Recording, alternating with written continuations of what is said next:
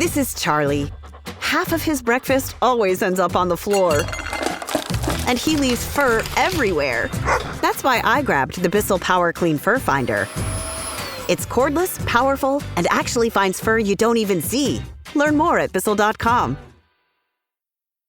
Rated E for everyone. Includes in-game purchases. Includes random items. EA Sports FC 26 is here. Play your way this holiday season with an overhauled gameplay experience powered by community feedback. Enjoy festive upgrades in Ultimate Team with Winter Wildcards. Take on holiday-themed challenges and manage your career, like navigating the busy Christmas period. And team up with friends and clubs with new tournaments and live events. The club is yours. Give the gift of football with EA Sports FC 26.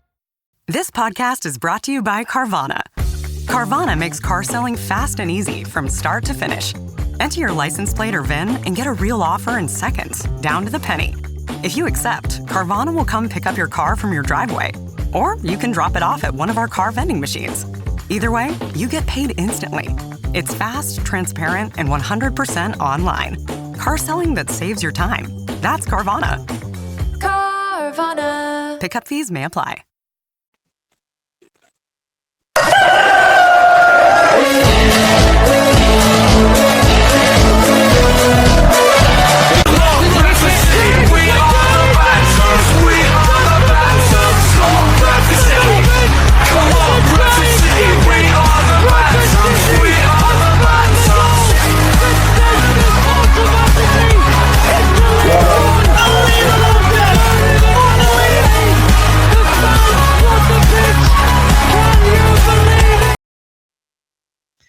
Right, let's get this show on the road. Sorry, wherever you are in the world. Good morning, good afternoon, good evening, good night, and welcome to the final podcast of 2025. I know there'll be a lot of upset people, but the podcast will then be returning back on the 2nd of January, where we're talking about the Mansfield game. But forget about that. It's your time, your club, your team in the final whistle. And I am joined by a couple of people. I am joined by Harry from Top of the Cop. How are you doing, Johnny? I am joined by Ash, if she's there, or she's chilling. Ash is chilling. And I'm also, oh, she's there. And also Green Army Loop Harry, who's a Plymouth fan. Yep, and boy, have I got a lot to talk about today. So let's get straight into this set. So obviously, let's talk about the massive elephant in the room. Bradford City lost yesterday. Typically 2-1 against Leyton Orient, with Don Ballard scoring and some dodgy goalkeeping from Leyton Orient. So let's get the highlights, and then we'll go over to Mr. Graham Alexander. So here's the highlights. Followed by some pictures of me. And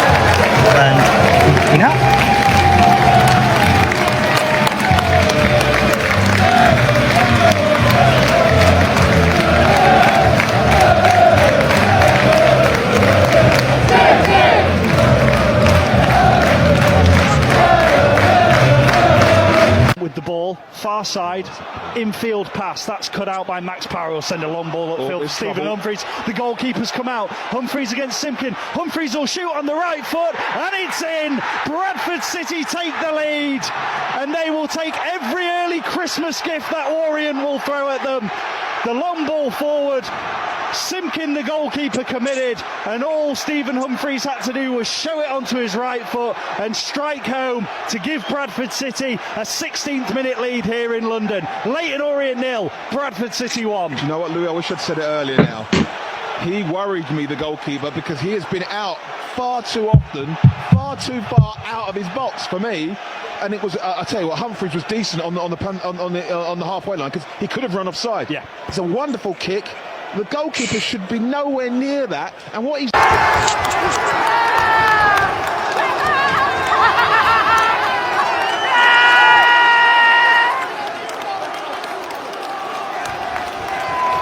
towards the Bantams penalty area. It's in the box now. Massive header and an equaliser from Don Ballard.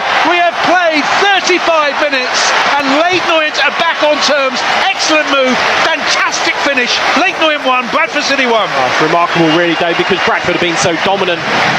The O's back on level terms. Wonderful delivery. Orient working the ball from the left-hand side into Backinson, who took the touch. I have to say, it's a great cross. The run from Ballard To the penalty area in the box is Ollie O'Neill and Don Ballard again. Don Ballard again, and what a strike, what a finish! And Leyton Orient have come from behind to have a precious advantage.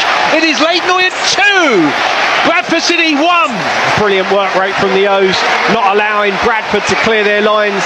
Poor from the visitors, and Orient capitalised on it. Full credit to Ollie O'Neill for just getting his body in between the defender and the ball, and it just sat up, it bounced, and Ballard on it in a flash. Double figures for him. That's great to see before Christmas. Leading marksman Don Ballard with his 10th goal, and O'Neill there causing problems for the defender. He came across Joe Wright, he failed to clear the ball, and Ballard lashed it home.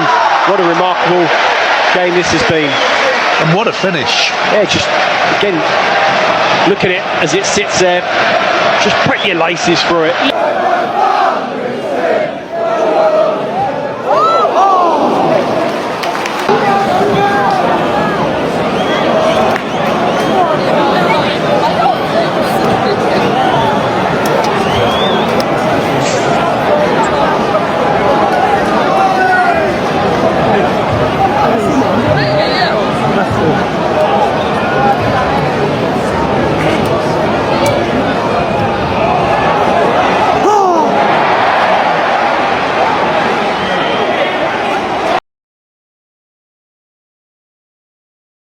That's the Bradford highlights.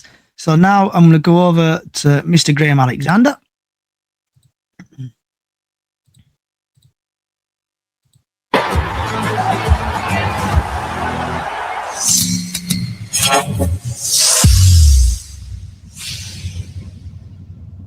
Gaffer, defeat here this afternoon. How do you assess the game today? It's a game we should take something from, at least a point. And to be fair, the way we played in the first half, especially all the amount of chances we created in the first half, 3 points. But we couldn't get that second goal.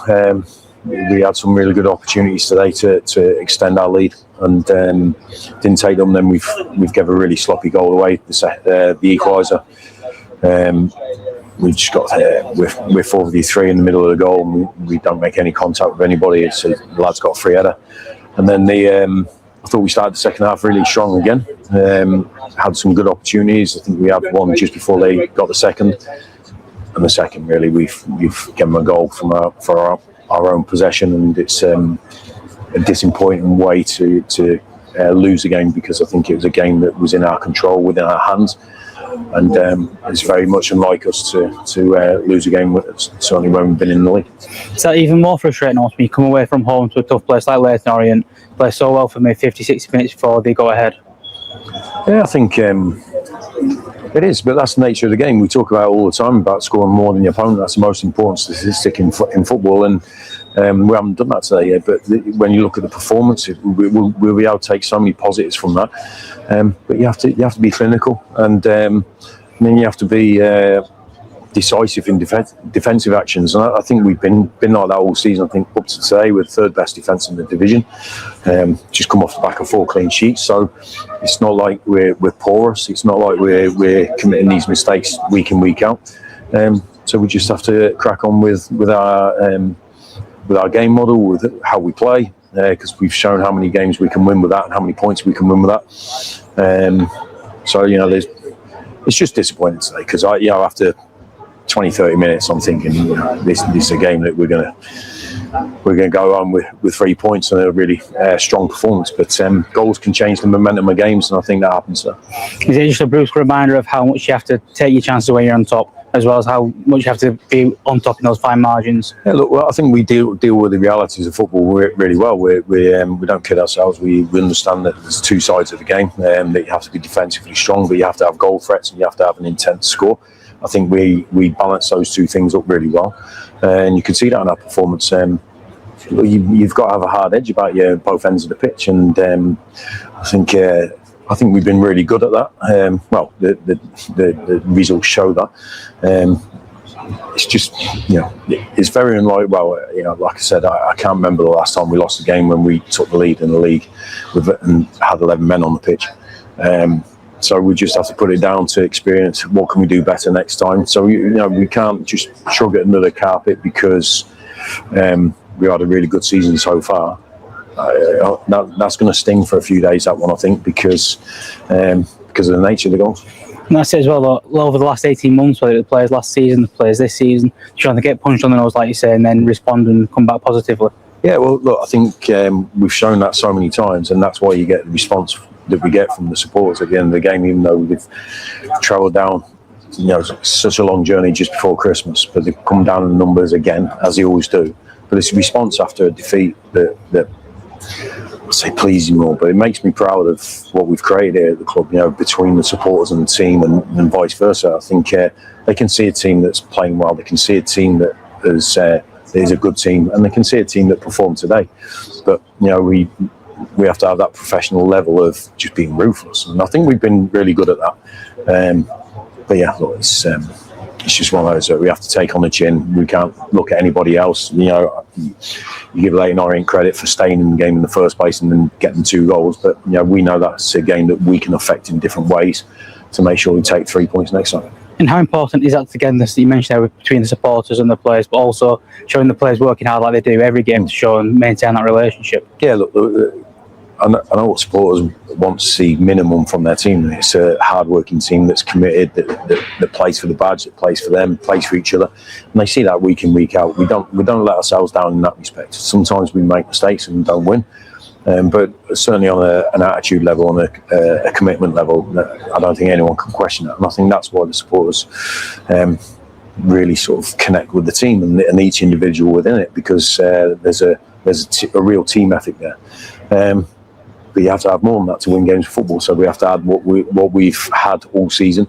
But we love that sport. We respect that sport, and I know we'll have it again in the next game. The beauty of league football is there's nearly always a chance to put it right again in the next game. We've got a busy period coming out with the festive period.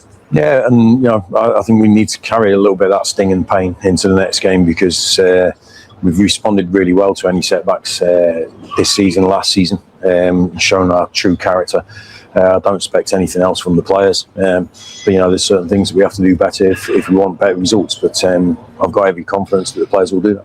And the first game is Wigan on Boxing Day. It's nearly a already. How much of a special atmosphere will that be, and also the perfect environment to try and bounce back? So it's a game of Valley Parade. We know the backing will be there. We know the players with their attitude. They'll be straight at it again. They'll be like that in the next day's training, because they're great professionals. They're so conscientious about their job and about winning, and it's going to sting. But what's better than going out into a full house at Valley Parade to sort of get that pain away. But we're going to have to work hard and play well to do that. It's not a gimme. We can't think just because this didn't go well today that the next game is an automatic win. We have to go and show what we're about as a proper team.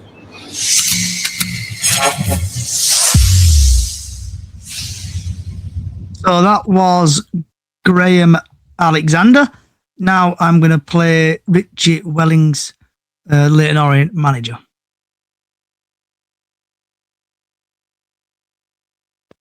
Richie, thanks for joining us and congratulations. Don Ballard again. Yeah, I thought he was excellent. His work great. Could have scored more if he was a bit more ruthless in the last 20 minutes, especially with our breakaways to have certain situations we should be scoring more. But I think Don was a really good platform for us. Excellent 2 goals. And listen, where he's come in the space of 6 months, if he carries on that trajectory, then he can be a top player. To get into double figures so early in the campaign is really exciting, isn't it? But it's not just that. He's not just a poacher. He can run, he can get older a bit, he can link play. His work rate excellent, so you can press with him. It's a bit more belief at times with his pressing. We're not going to stop pushing him, because if we stop and let him rest on his laurels, then he's not going to improve. So I'm on him all the time, every day. I think he's a real good player in there. Showed a lot of character to beat a good team. Yeah, I don't think we started the game well. We wanted to pick our system and impact our system on them, and I thought we did in terms of possession. And we played some really good stuff. It was a little bit hairy, scary at times. But if we just didn't clean the next to last pass off or the last pass, and we lost it in midfield.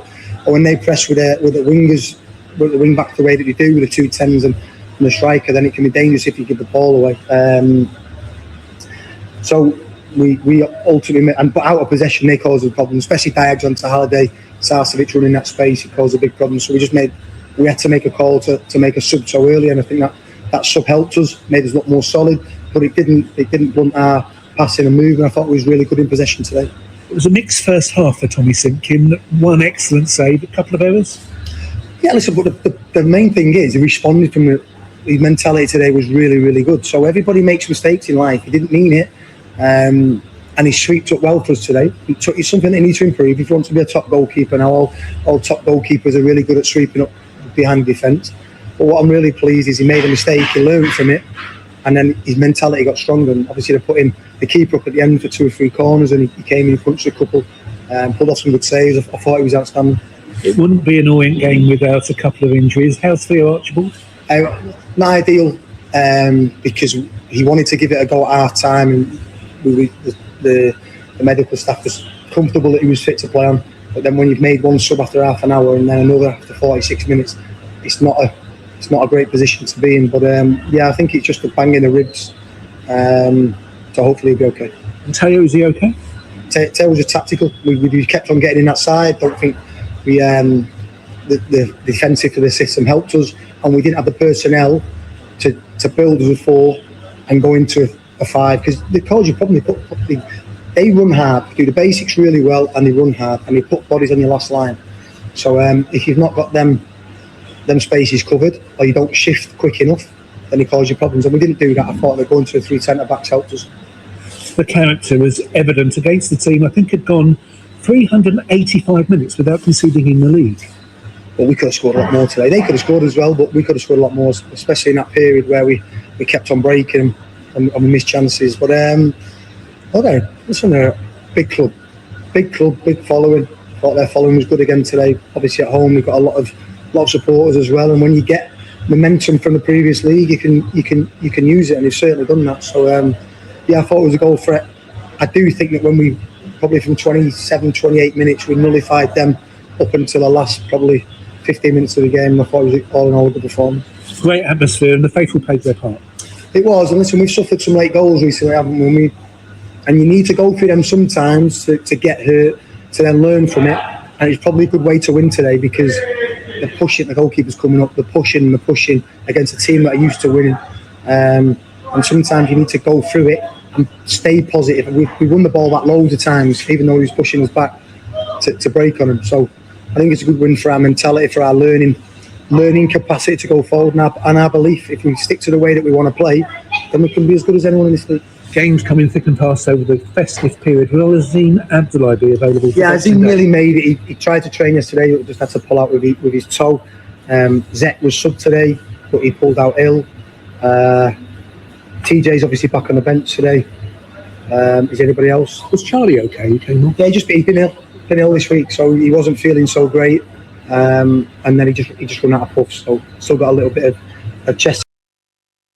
So that was Rich Ellens, the manager of Leyton Orient, talking about how his team went on. So my thoughts on the game: the team played obviously okay in the first half. We should have scored more goals in the first half. We dominated the team in the first 20, 30 minutes. And then the second half, it just went to crap. Defence just non-existent.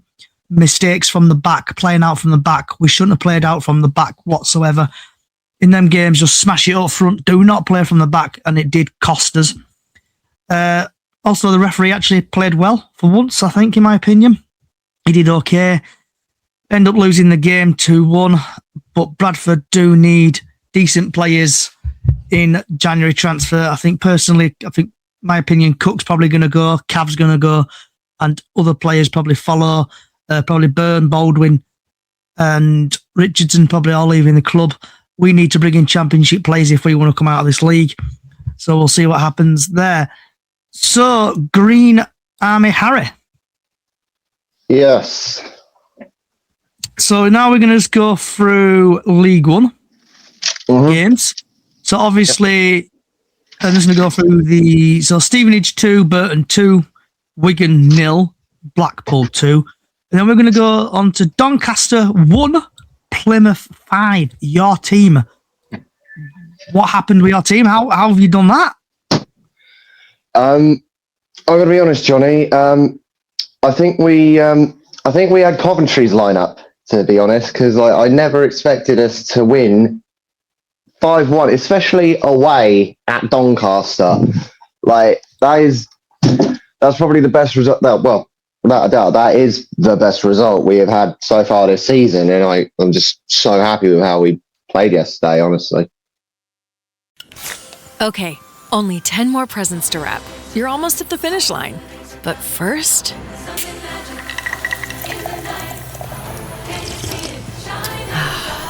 There, the last one. Enjoy a Coca-Cola for a pause that refreshes. This episode is brought to you by McAfee. I got a message that our flight was canceled. But they can put us on another flight, and we just need to confirm our credit card info. Wait, I got a security alert from McAfee. It flagged that message as a scam. McAfee's scam detector automatically spots and alerts you to suspicious texts, emails, and deepfake videos. Learn more at McAfee.com/online protection. This episode is brought to you by Netflix. So Netflix is basically Santa this year. 2 NFL games on Christmas Day, streaming live. At 1 p.m. Eastern, it's Cowboys, Commanders. Then at 4:30, you've got Lions, Vikings. Midwest football, playoff stakes, and probably some snow. Watching holiday football is a tradition the whole family can enjoy. Open some gifts, grab some food, settle in, and watch NFL Live on Netflix this Christmas Day. Okay, so we're now going to go through your highlights, bud. So this is the highlights of Doncaster versus Argyle. Taken quickly from Broadbent. Trying to find Molyneux. Did it hit the arm of Sorinola is what the Doncaster fans are claiming. Will still be Molyneux. Gets outside, cuts it into Hanlon, 1-0. First chance of the game comes 4 minutes in. Doncaster throw. The trickiness of this game, because of the way that Doncaster play, and they are quite possession-based, given that they're in the lead, they will want to keep hold of it and try and boss it, but Hosseini's won it back, and Tulay! Scrap that, because Argyle have equalised, and it's come from a bit of pressure. Sorinola, Hosseini, nice turn on the left-hand side. Flicks to Mumba, who can take over and cut in field. Boateng for Tulay, plays it to Hosseini, right-footed shot, goal! What can Argyle do about coming from behind? Well, they've turned 1-0 down into 2-1 up. Now they've got to do something about keeping hold of that. And are they going to start here with Hosseini playing it through to Tulay? He's clean through, edge of the box, Tulay! It's 3-1. The amount of those little jewels that Argyle are winning, and now Hosseini's found a nice pocket inside right position. Plays it for Tulay, gets it beyond. No, it's good save. It's all about where it lands, and it's better going to land where Malachi Boateng is. He gets it, plays it forward. Hosseini through. Can he go round the keeper? And he goes down.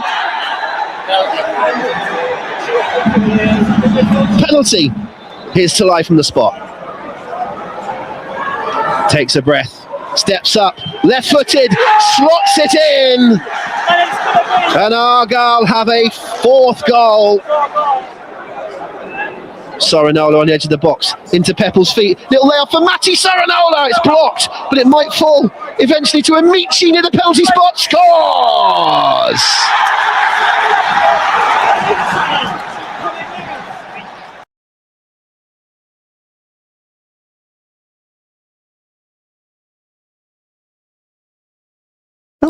So, Green Army Loop Harry, what was your thoughts on that fantastic display against Doncaster? 1-0 up and they stood up. It was without a doubt best we have played this season. Tolage again, free got. Sorry if you can hear Hoover in the background. 1-0 up. They messed it up really bad. Tolage with a hat trick. Ozeni and Amechi given that Mechie was meant to be, he's basically just come back from injury as well. So I did not think he was going to play on the game today, let alone score a goal. But no, just an outstanding performance from the mighty Argyle last night. And if we can keep this up, then we should be able to make it to playoffs, if not instant promotion. But I will say we should have won that game. We should have won that game 6-0. We should have won that game 6-0. The Doncaster's goal was clearly offside and shouldn't have been allowed. And one of our first shots should have gone in. But again, either way, I'm happy we've now gone from relegation to like lower mid table. No, honestly, great performance from the Greens, and bring on Reading. So that was Harry on his from the Green Army Loop. If you just want to plug your podcast, Harry.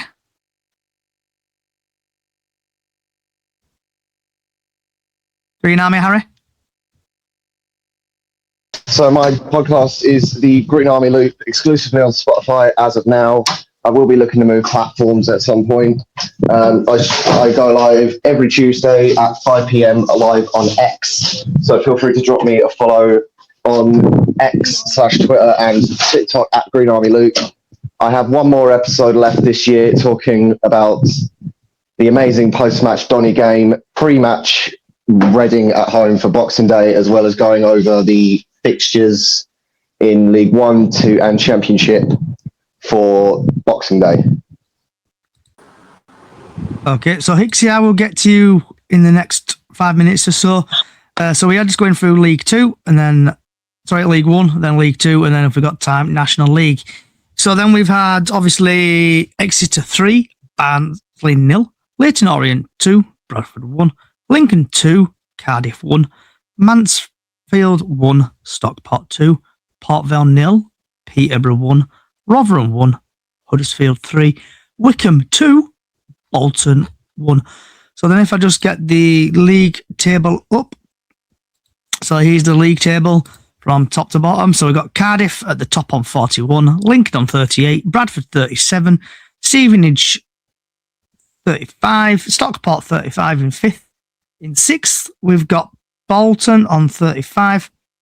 Then we have got Huddersfield in 7th on 31, Luton in 8th on 29, Wickham Wanderers 9th on 28, Barnsley 10th on 28, Leyton Orient 11th on 28, Northampton Town 12th on 27, AFC Wimbledon 27 points in 13th, 14th, we've got Wigan on 26 points, Reading 15th on 25, Peterborough in 16th with 25 points, Plymouth Argyle, who's magnificently recovered now up to 17th on 25 points, Rotherham 18th on 24, Burton Albion 19th on 24, Exeter City 20th on 23, and then the bottom of the league, we've got Mansfield 21st on 23rd, Blackpool 22nd on 23, we've got Doncaster 23rd on 22 points, and Port Vale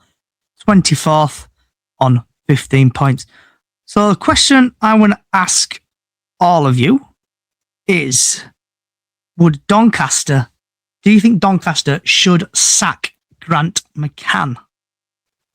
Well, I mean, given the performance yesterday, it's got to be inevitable. Losing to former Championship team who have been struggling in relegation throughout the entirety of the season thus far, and having lost that game 5-1 on your home turf, that says a lot, really. It really does say a lot. Like, that was just an absolute shocking performance from Doncaster yesterday.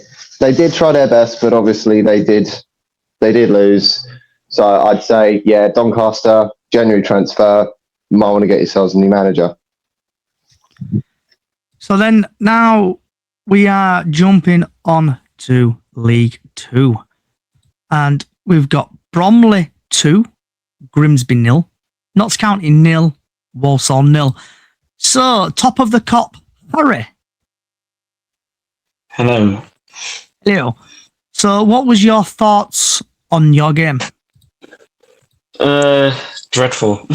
I mean, I don't know how we didn't win it at the end. We had so many chances, just couldn't put the ball in the back of the net. Walsall didn't really show up. I think they was coming to our place for a draw, really. I think that's what they wanted, and that's what they got. Didn't create a lot in the first half, 0-0 going into it. Second half, I was just a lot better, but just couldn't put the ball in the back of the net.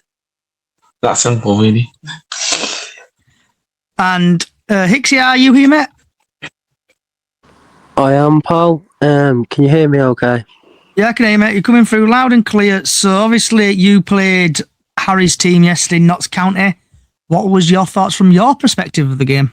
Do you know what, Johnny? It's, again, like Harry said, we was there for a draw. I think, if I remember correctly, I think it was something like 29% possession for Walsall and one shot. How their keeper saved that one shot, I'll never know. But again, it was a defensive error and we got lucky. But it is what it is. I really, at this point, as nice as it is, being top for Christmas, Johnny, I don't understand how we're here.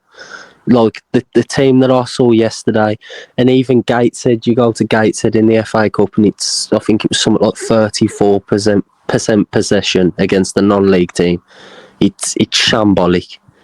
I don't understand how it's working, but apparently it's working.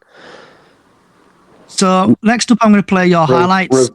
Real quick, Johnny. Can I just quickly say something? Yeah. So obviously, Hicks and Harry, we're both Notts County and Walsall being at the top two at this point in the season. But I did watch your highlights yesterday, and I've got to admit that was an atrocious performance from both sides. And with the fact that you're both at the top of the league, I'm sorry, I was expecting a lot more from your teams. I really was. Like being at the top of the league, obviously the top two teams in the league going head to head, it should be an absolute goal fest. But no, I'm sorry, your team should hang their heads in shame with being top two and putting on a performance like that. That was just dreadful. So Nuts and Bolts podcast is put 24% Walsall had. So sorry to put you through this now, Harry and Hixie. I'm going to play you your highlights, and then I'm surprised there isn't any highlights.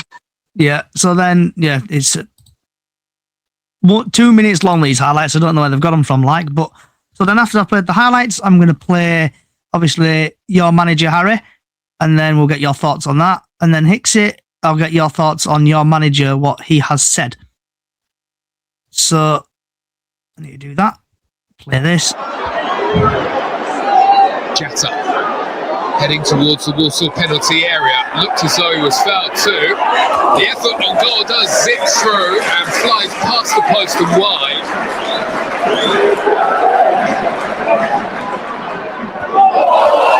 It's cheaply given away, and this could be trouble. Kanu with a chance, and it's well saved by the informed Keller Roos. Lifting one into midfield, a cushion header by Dennis, and this looks promising. Grant looking for Jetta, Dennis with a chance.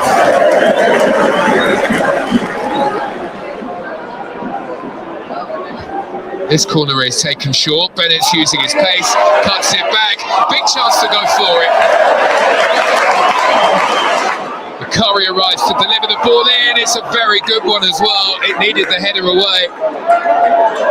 And Farquharson was able to reach it before anything unfolded that was anything dangerous for Walsall. Rolls across towards Grant. He's gone for goal. And it's a good save by Miles Roberts, who gets down quickly. Lupenda probably shouldn't have been allowed to get there, but Jones then turning the cross into the penalty area, not cleared away, and what a save! What a brilliant save to deny Matthew Bennett. Jody Jones on the corner, and a big punch away by Miles Roberts. And back here with Jones. Deflected in, acrobatics wide of target from Lewis Macari. There's Dennis with that Lovely burst of pace right through the middle of the Walsall defenders, and that is an effort comfortably stopped in the end by Miles Roberts. So that's your highlights. So now I am going to play your manager, Harry, and I'll get your thoughts on your manager. I think the game's quite clear, really. I thought we were dominant and had the ball, and credit to Walsall, defended for their lives, and we had to try and find openings. They kind of early on, I think they tried to step, but once we broke them a few times, it was a case of could we break them down, and as simple as it can be, there's a bit of frustration at not beating Walsall, who are top of the table. There's a lot of frustration in the group, which is good, that we just didn't find that moment. But I think it was as simple as we just didn't score today. I think we did everything but, and that's football. I thought a few finer moments, probably a little bit more gambling, a little bit braver in the final third, but again, the attitude, mentality of the group was to go and win. We made positive changes, we continued to try and play our way, but understanding that in moments when people defend as low as they do, you've just got to try and be brutal and get crosses in and force it a little bit, and they defended their box ever so well, but I thought there was a couple of chances that normally we convert, and listen, I can't be too hung up on it. I have to really keep an emotional control that I think the performance was good, not the result. So we'll carry that frustration into the next game. We'll look at things that probably we could do better to get more bodies in the box if we can. A couple of times it dropped and I was thinking someone should be there, but we'll look, because it is difficult to beat a low block, and the thing that I am pleased most about is that we defended throughout the game really well. We stayed organised, and we were always positive to try and work the ball through, to try and cause moments. It's very hard at times when they put 11 people behind the ball, and everything inside you is like, quick, speed it up, but there's just no space. You have to try and lure them out, hook them. You have to try and find a decisive pass, then a set, then maybe out wide. But it wasn't for the one to try, and we're disappointed for not winning at home, but the positives are we're in the mix, and we have a mentality that we're not happy with the draw. We want to win. It certainly felt like with the sort of reaction of both sets of players at the end, lots of handshake, lots of conversations, almost like there was a very good mutual respect that both teams had given the other one a very good game.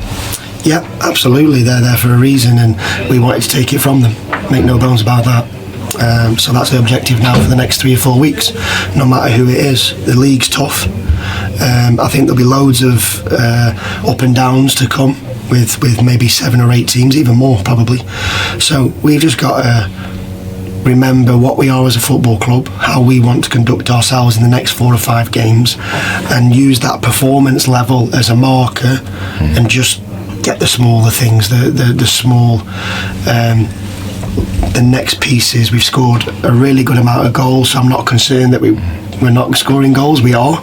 Just today was just not our day in that final third, and you have to be honest with that at times. Just didn't find that moment. As much as I thought we had dominance throughout the game, it was just having that realisation that it's good, but it doesn't mean that you win. You have to have that final moment and that little bit of quality. We've normally got it. Today was an off day in that, but everything else was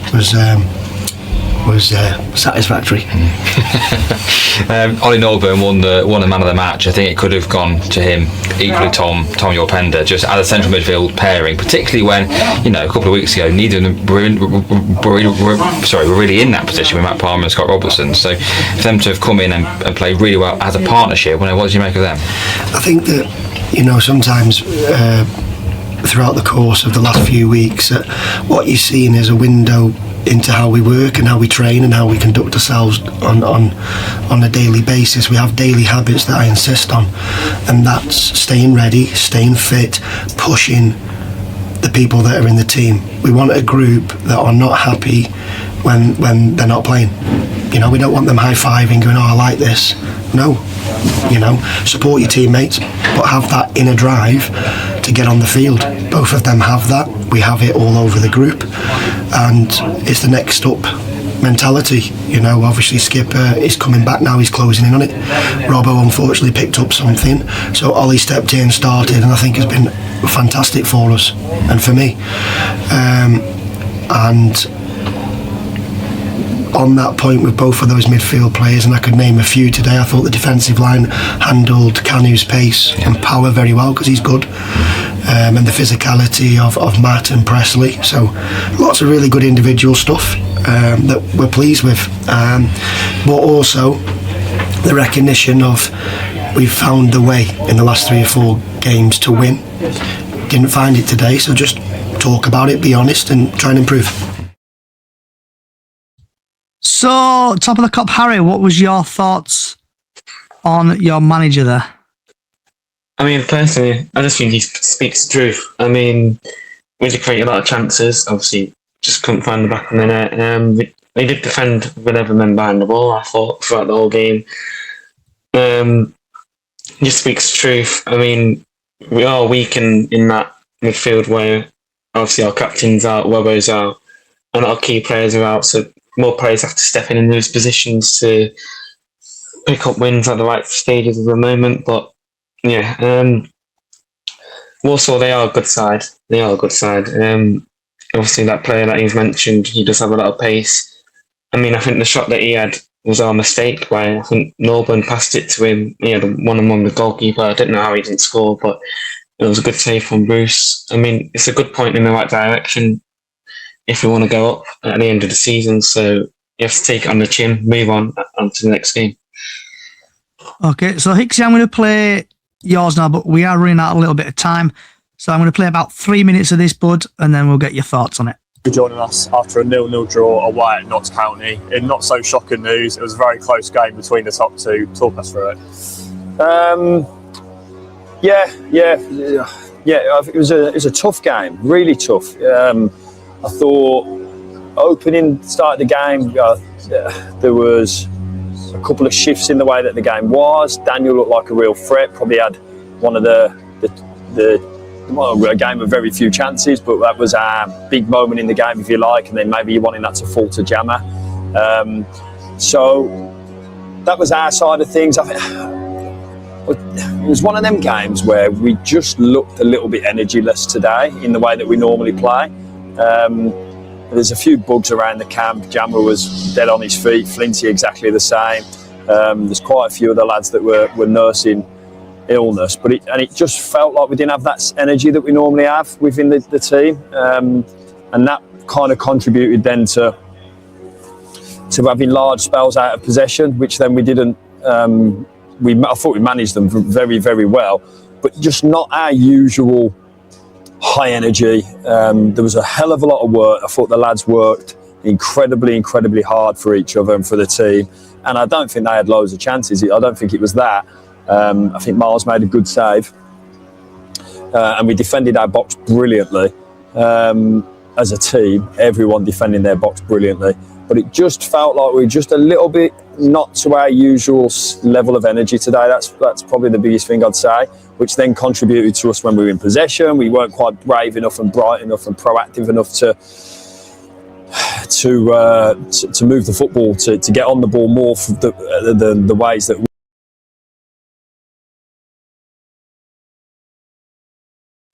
So, Hicksy, obviously I couldn't play the whole thing there, but what was your thoughts on your manager there, bud? Let me just leave and come back a sec, hold on. Okay. So, Harry, are you still here? Both Harrys? Yes. So we've got like 10 seconds to fill. So have you got any last thoughts on your team? I mean, it's a big game on Boxing Day. You can go first. I'll just say, well done to the lads. I mean, I said this to Ash last night, I did get a bit teary because my granddad would have loved to have seen us 5-1 away. Just outstanding performance from us. And if we can do the same kind of thing on Boxing Day against Reading at home, then I'll be happy with that. If not, it's definitely a learning curve. All we can do is improve from here.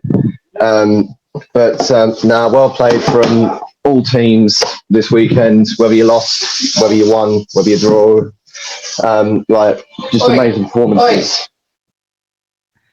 So, top of the cup, Harry, got any last words? I mean, I think I've said most of it already. Going into a big game on Boxing Day, Chesterfield away, obviously it's a derby as well, which is massive for the fans, etc. I know we can improve on just finding the back of the net. If we improve what we can, I think we will. We just need to keep on playing how we are and create those chances, those scoring chances to win games. And it's going up to the best part of the season now, and the festive season. Picking up how many points that you can is obviously massive if you want to get promotion, and then obviously January onwards is going to be crucial. Are you back, Hicksy? Yes, mate, I can actually hear you now, yeah. It's that Wi-Fi in Walsall. It likes to bottle it, doesn't it, mate? Bro, do you know what? Speaking of bottling it, I think I don't understand what game Matt Sadler saw to think that we even had a chance. How Notts didn't win 3-0, 3-1 is beyond me. But I think going into January, obviously we've got Crew Boxing Day. That's a big game as well. But going into January, I think we definitely do need to strengthen the team. I know I saw the interview from Charlton's manager the other week, and he said he's looking at options because of their injury. So I think Daniel Carnu will end up going back. And again, it's another repeat of the last 4 years that we haven't learnt our lesson from, clearly. You get these lone strikers in the summer, they overperform, and then we're left defenceless in January. And I think there's got to be some point where you break that curse. I mean, it was Danny Johnson, Freddie Draper, the biggest one in Nathan Lowe last season, and now Daniel Carnu again. It needs to change. And I think when it comes to Matt Sadler, Johnny, you know my views on him very well. I like him as a guy, can't stand him as a manager, but he rides his luck and he's still somehow in a job. I don't understand it. Yeah. So then we're just going to quickly now nip through the other results. So we've got Barnet 1, Salford 3, Colchester 4, Newport 1, Fleetwood 2, Gillingham 1, Harrogate 0, MK Dons 4, Oldham 3, Tranmere 1, Shrewsbury 0, Hicksy's second team, Chesterfield 1, Swindon 1, Crawley 0. And then I'll just quickly nip through the league table. So obviously we've got Walsall at the top. Hopefully they don't ball at Hicksy. Then we've got Swindon second on 40. Third, Bromley on 39. Notts County fourth on 38. Milton Keynes fifth on 36. Salford sixth on 36. Chesterfield 7 on 35. Cambridge 8th on 34. Fleetwood 9th on 33. Crewe Alexandra 10th on 32. Colchester 11th on 31. Gillingham 12th on 30. Barnet 13th on 28. Oldham 14th on 27. Grimsby 15th on 27. Tranmere 16th on 26. Stanley Uday exactly 17th on 24. Cheltenham 18th on 24. Barrow 19th on 21. Shrewsbury 20th on 19. Crawley 21st on 18. Bristol Rovers 22nd on 18. Harrogate 23rd on 17. And bottom of the pile, Newport on 24 on 13. So it's not looking good there. So, Harry and Hicksy, where do you think you need to improve in January to either go up or playoff spots? I'll start off with Harry and then we'll go Hicksy. I mean, like we said, we need a backup striker because, I mean, we are playing Dennis and Jester up front all the time, really, now, aren't we? So they're getting the goals, but if someone gets injured or whatever happens to him. So I think we need a backup striker, maybe backup goalkeeper, because Bruce is playing every game, really, and what happens if he gets injured. I think strengthening the midfield, because obviously Palmer and Robbo's out, and I think Robbo's going to be out for a long time. Palmer's coming back, and that's a good sign. I think that's it, really. And Hicksy? Again, I think defensively we're solid. I think the midfield could use a bit of work. We've got 38, sorry, now he was 38 last Saturday. Year-old Albert Adoma's still terrorising on the wing. He's old enough to claim his pension, mate. I don't get how he's doing that. But I think it all again comes down to strikers. Like Jamil Matt, he's past it. He's lost it. His legs have gone. That Aaron Presley, class kid, but he's still learning. And then obviously Daniel Carno, again, he's not one of our own, so we definitely need help there. So we've had nuts and bolts say here they've had a bidding for Jatta and Dennis. So Harry, just quickly get your thoughts on that. Would you like to see them go? Do you think they're worth more, or what's your thoughts? I mean, I think if either one of them goes, it's sabotage. I might just be thinking this, but I don't know. I think obviously what happened with Lancaster not last year, this season before, where he left in January to go to Millwall. Obviously, he's not really doing great there, is he? I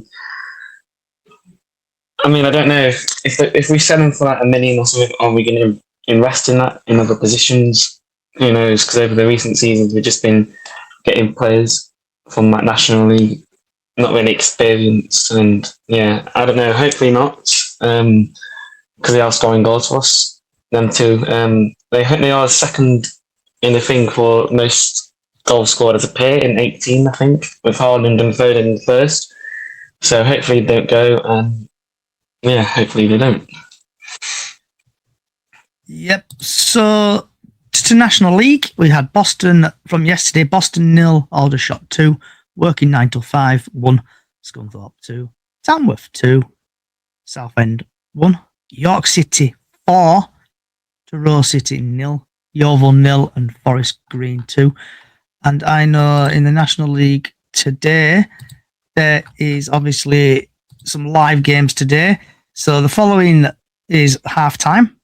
So they've got Brackley Town 0, Morecambe 1, Sutton 0, Solihull Moors 0. And then just quickly going through the National League table before we finish up. So we've got Rochdale, top of the league, number 1 on 49. Forest Green, second on 49. York City, 48 on 3. Fourth, Carlisle, 46 points. Fifth, Boreham Wood, 44. Scunthorpe, 43 in 6th. Southend, 7th on 35. Hartlepool, 8th on 33. Working 9 till 5, 9 on 31. FC Halifax, 10th on 31. Wealdstone, you've got no fans, 11th on 31. Tamworth, 12th on 31. Solihull Moors, 13th on 29 points. Yeovil, 14th on 27. Altrincham, 15th on 26. Boston, 16th on 24. Sutton, 17th on 23. Eastleigh, 18th, 23rd. Brackley Town, 19th on 20. Braintree, 20th on 20 points. Morecambe, 21st on 20. Aldershot, 22nd, 19 points. Gateshead, 23rd with 19 points. And Truro City at the bottom of the league on 24 points and 15 points. So, Mark and Hicksy and Harry. So, obviously, Boxing Day time. You've got a couple games over Boxing Day and New Year's. Podcast won't be back until obviously the 3rd of January. So, do you think you're going to win both your games over Boxing Day and New Year's? Starting off with Harry and then Hicksy. Oh, I don't know. I mean, we've got Chesterfield on Boxing Day away. That's going to be a tough game. I hope we win it because obviously it's over our rivals, isn't it? So it'll be nice to get a victory over them. And then MK Dons on the 29th. We beat them already in December, 3-2. We normally do well against MK Dons, so I hope we should win that and then hopefully see it win on Boxing Day. And last but not least, Hicksy. Usually, well, 2 weeks ago, Johnny. I sat there and I says, if Crew lose this year, it's 9 years that they've gone without a Boxing Day win. But, well, you've seen it yourself, the curse can always be broken. So I think going into Crew on Boxing Day, I'm happy with a draw. Just do another knots and play for the draw. And then Oldham, 29th, that's winnable. Cambridge, New Year's Day. Obviously, they came down from League One last season. They're a rocky team, very bipolar. And again, I'm going to be scummy and I'm going to say I'd settle with a draw at Cambridge on New Year's Day, to be fair. Just anything that drags us through January, it's just anything. So, Harry, if you just want to plug your podcast, mate, and when you're next doing your podcast. The Top of Cup podcast out on most of the social sites. I don't know when our next episode will be, because obviously it's Christmas, and we did one after the Walsall game on Saturday, so that should be out today, really, any time. Yeah. So I want to say thank you for Top of the Cop, Harry. Thank you for Hicksy for joining. Also, Harry from the Green Army podcast. Are you forgetting something, Johnny? I'm forgetting something. What am I forgetting? You're not going to mention that we beat you 3-0 on this time last year? I thought I'd give you the last word, Harry, before I do this and this. So thanks, Harry and Hicksy and other Harry and people on social platforms. Thank you for everybody for watching. If you've liked what you're hearing / watching, search for Chickens on the Loose podcast on all podcast services. If you think we've been all right, give us a like, give us a subscribe, give us a follow, give us some feedback. Same with Facebook, Twitter, YouTube, just search for Chickens on the Loose podcast. Also, small Facebook page, Up the Chickens on Facebook, where we do Golden Goal every match day and Super 6 every year. I hope every single one of you has a fantastic Christmas and has a fantastic New Year. Hopefully, Santa brings all you 3 points and also gives you some good gifts. The podcast will be back on the 2nd of January, where I'll be previewing the Blackpool game, and hopefully Harry, Hicksy, other Harry, and Knots and Bolts and all the regulars can come and join us and talk about what we've missed over the Christmas period. Absolutely gutted that Bradford lost yesterday, 2-1 against Leyton Orient, but we move on, still third, some miracles somehow. Wherever you're in the world, good morning, good afternoon, good evening, good night, and like always, up the fucking chickens. Merry Christmas, Happy New Year, good night.